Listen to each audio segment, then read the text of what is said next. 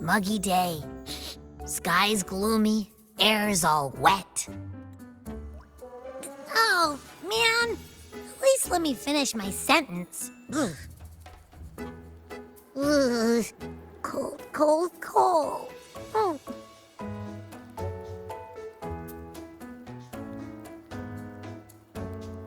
All right. I'm famished. We barely had a bite sprinting all the way here from Ragoona. Whoa! Pinch me! This is a feast and a half!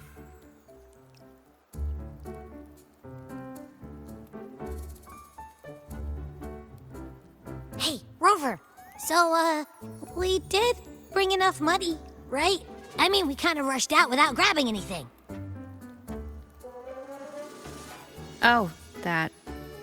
Don't worry, money's not an issue. Augusta made sure we're covered. All our food and lodging here in Septimon is built straight to the F4's palace. But I think the owner might have overdone it a little. Ha! Better get used to it. You're the champ of the Great Aegon. And you know me. If food's on offer, I'll be a scoffer. Yeah, no leftovers, guaranteed.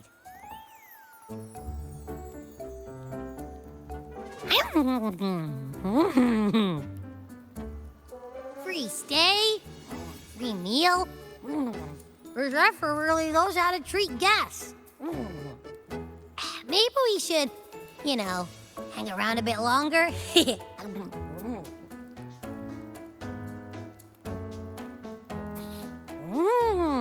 This smells amazing!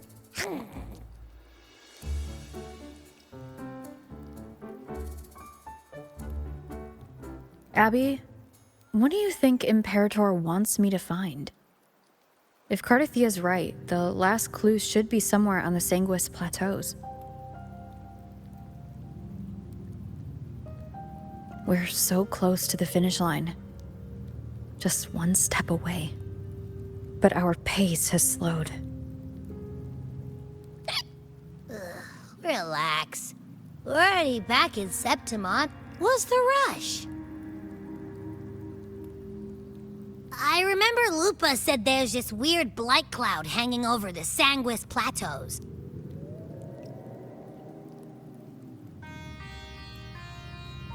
And when the high tide, or whatever, rolls around, all the gladiators go there to hunt tacit discords. Wait, is the high tide coming up soon? The Aphra's invite did say something about a big hunt. Huh, that reminds me. Aren't we supposed to meet her today?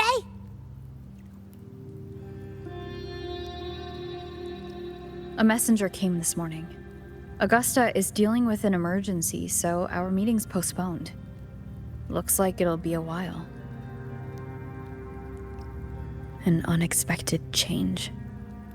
It's throwing everything off course. I don't like the feel of it. And why me for this hunt? If it's about the Great Aegon, the messenger said none of the other gladiators were invited.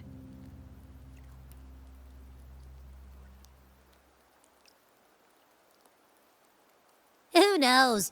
Maybe she just wants to test her strength against you. Typical Septimontian, right? You think so? I've only met her a few times, but I doubt she acts on such simple impulses. And as the F4, can she really thoughtlessly do whatever she wants? Guessed from afar, you possess eyes as clear as crystal. But what troubles you so that eyes once bright as the highland sky now darken with rolling clouds?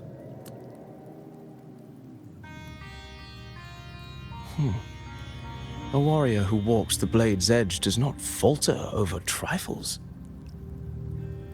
The clouds, if I may guess, are cast from the throne.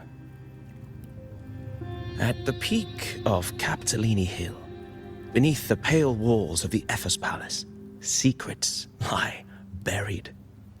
And the most intricate among them are those born from the pursuit of power. Even one as honorable as the Epher must learn when to be ruthless. In Septimont, a city forged in iron and blood, anyone who seeks the throne without knowing the cost is no better than a lamb marching to the butcher's knife.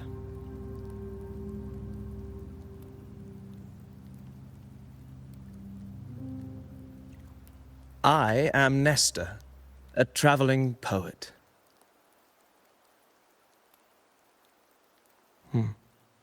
The rains in Septimont never seem eager to leave this season. So then,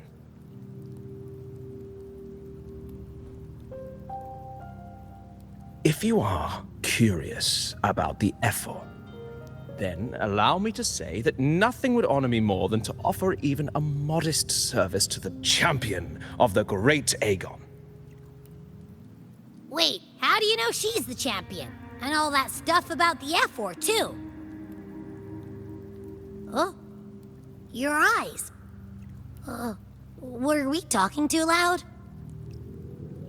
To see and to hear are but two of the many ways to perceive. Trusting the senses is a habit, a natural expedience, but not the only option. Truth be told, I've been gathering inspiration for my next epic, and its protagonist is none other than Augusta, the Epher of Septimont. That's why I speak of her with some familiarity. I have a feeling your tale with her will soon be written. And knowing more about those who walk alongside you is rarely without its benefits.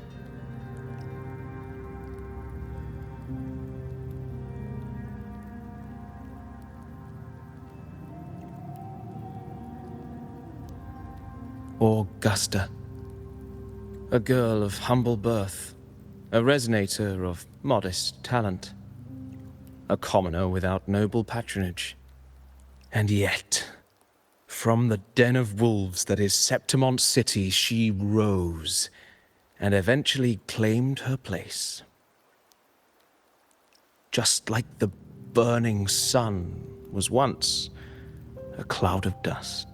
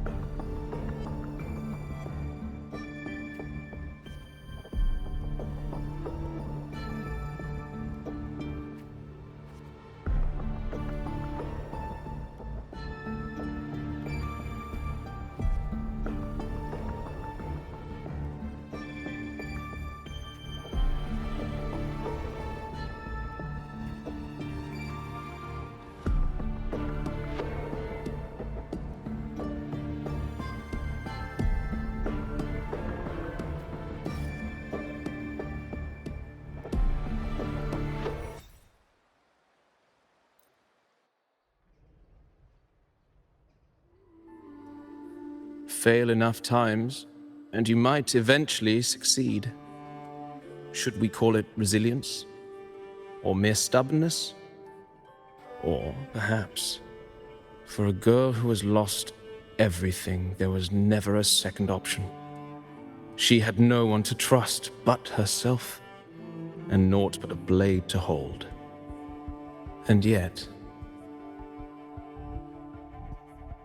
as the first stanza of an epic, this is nothing extraordinary.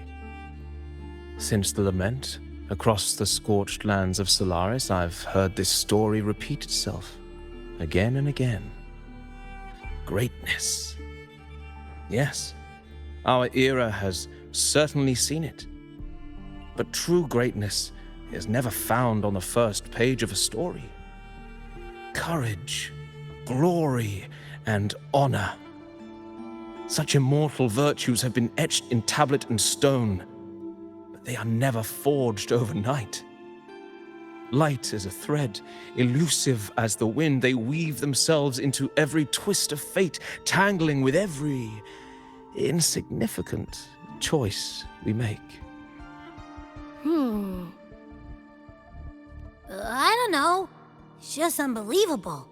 The Augusta he's talking about, and the F-word we saw in the arena. No way they're the same person. A girl far from home, arriving in the city upon Capitolini Hill in pursuit of strength. No title, no status, no wealth. I doubt anyone at the time could have imagined her rising to where she is now. Do you mean Kato? Do you believe Kato handed her that final victory on purpose, and that his scathing words were a test of her resolve? Then Kato must have been an idealist to place his faith in a girl with nothing to her name. Now, why don't we keep this question in mind and see where the story leads us?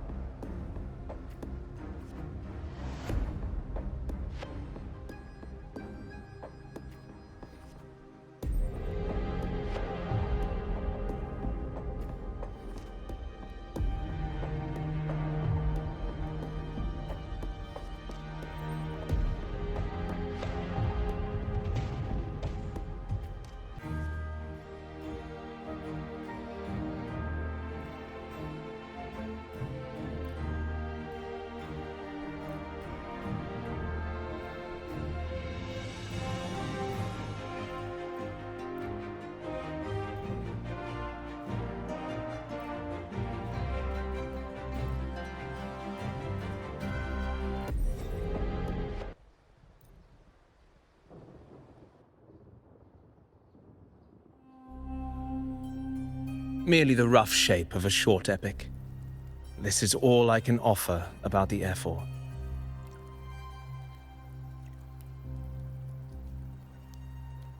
Now, as a listener, what do you make of my narration?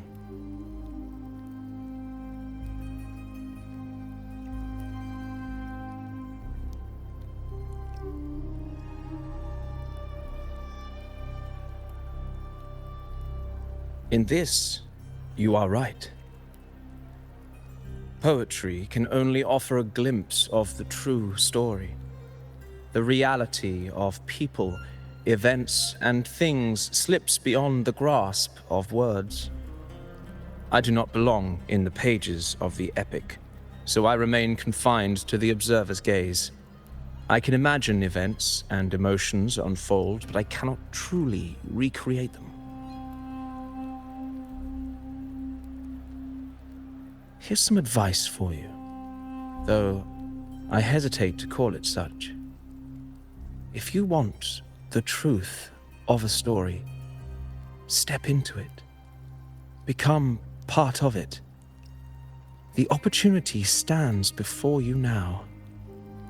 As I've said, the tale between you and Augusta, the hero of Septimont, is only now turning its next page.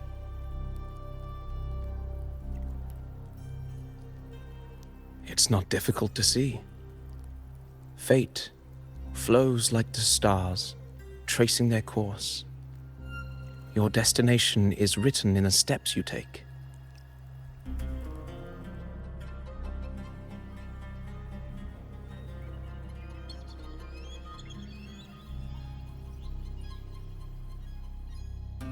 The rain is passing.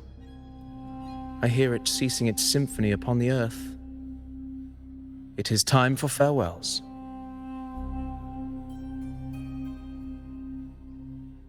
Before I leave, may I ask you one last question?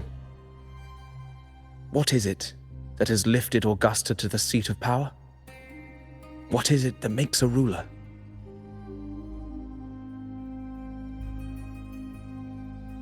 Well, I'd say strength. Let's be real. There's no way Augusta could have passed those trials without strength. Rover, what do you think?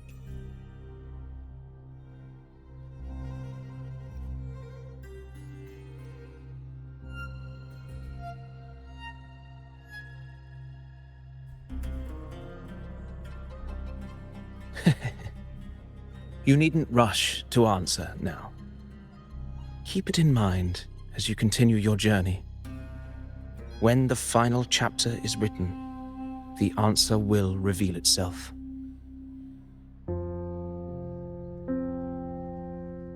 Farewell, my friend. Our paths crossed by fate and by chance. Soon, after this brief encounter, everything about me will be gone with the wind.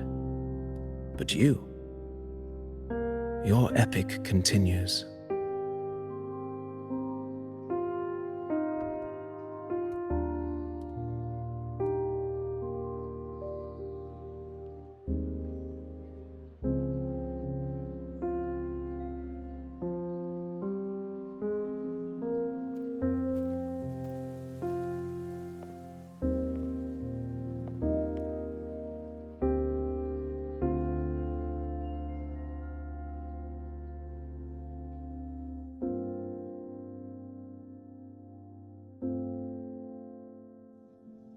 Your Excellency, you have indulged her too much. As the priestess, Yuno is far too unruly in both action and word. It's a disgrace to her title. Indeed. She entered the palace unannounced, uninvited, and with no decorum. A blatant affront to the authority of the palace. Same as always. Senators, all she crossed was a doorway. One too insignificant to carry the weight of our authority. or defend anyone's fragile pride. Let us not forget, it is not the walls of Capitolini Hill that command fear. It is my will, my sword, and our relentless conquest.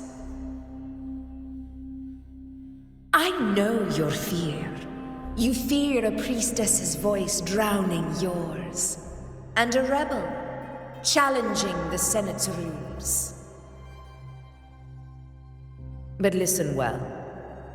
Power does not bow to sycophants, cowering behind their traditions. If you seek power, then step from the shadows. Face me, and prove yourself worthy.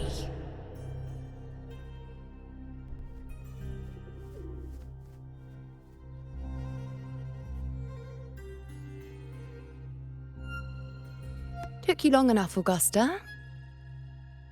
Handling the senators takes time. You know that.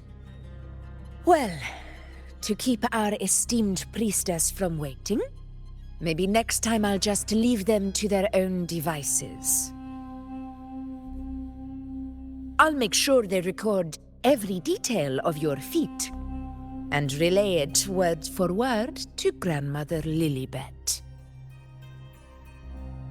Priestess Iuno, unruly behavior, left Tetragon Temple without permission and trespassed into the Ephor's palace. I wonder, who will lose it first? Lilibet or you? Let those old foxes report me all they want. If they step into the tetragon left foot first, I'll shoot the left. Right foot first, I'll shoot the right.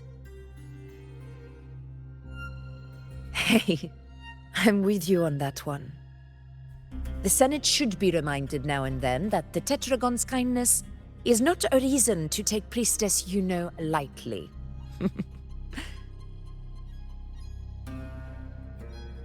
Why didn't you wait there? I had everything handled. We depart for the hunting ground tonight.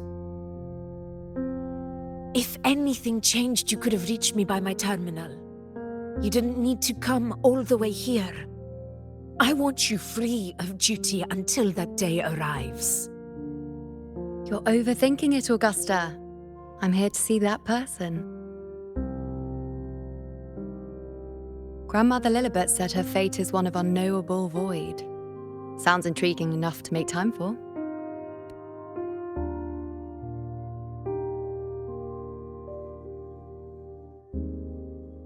So that's it? Too bad. The ship from Laguna won't dock until tomorrow morning, and we'll be gone by then. Ugh, what a hassle. Patience, you know. The warrior has accepted the invitation. So, you'll have plenty of time to meet during the hunt.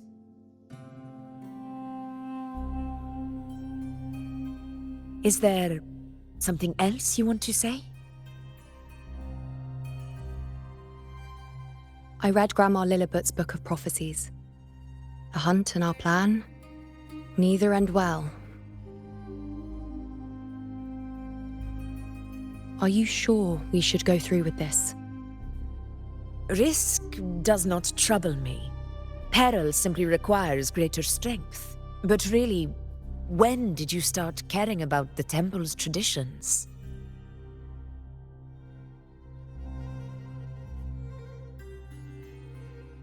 O ye faithless of Septimont, the divinity is enraged.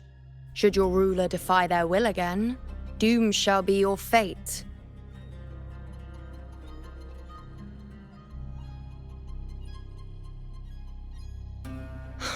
Lately, I've been hearing murmurs from the nobles again, about the ancient prophecy from Raguna.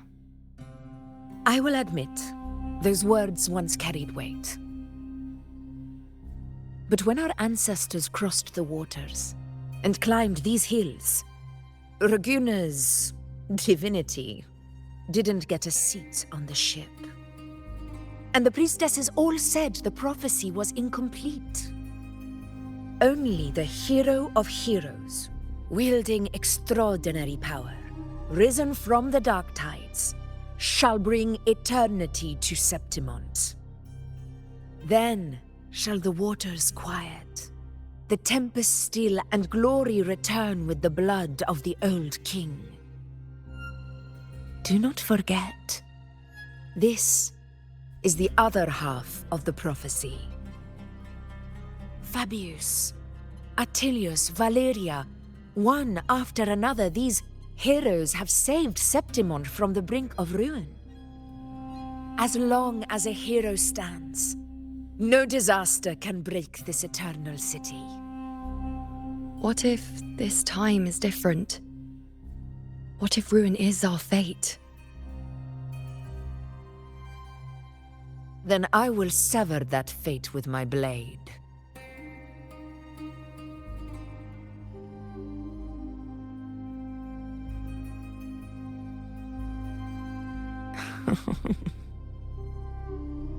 What's so amusing? So, the fearless priestess Iuno can be frightened after all. But it's fine. If you're afraid, don't push yourself. I can handle this alone.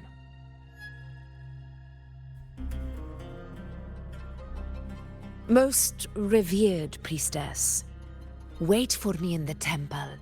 I shall return victorious. Frightened. Me?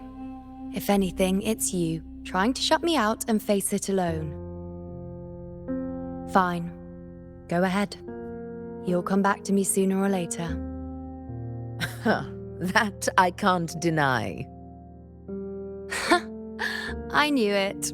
So you do need me for this hunt. Thank you.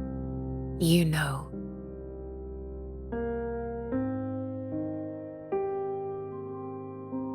Why are you saying this?